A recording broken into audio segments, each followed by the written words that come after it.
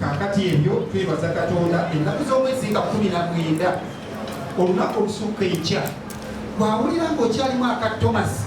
ayagala okulaba ku biwundu bw'ova wano genda bakukebere covid bw'oba tomukebedde tojja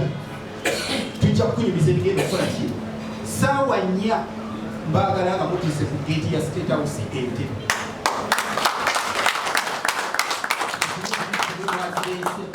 mumpedisitiza mwezi omuna omulimu gwengezerako okukola okuva wano kugenda mulago ntyeyo State House tewali agenda kusasula taata waffe naye alina byawulira nga si birungi URL yebakola ate nze bwe naabyogera bajja gamba wuuyo osanga ayagala mulimu gwange kati tugende wannanyini kitwakole ki atulamuke si kyo kibagabo baganda bange kyemwagala ekyo kiwedde. Download the app on App Store or Google Play Store now. Vision Digital Experience, the future of media.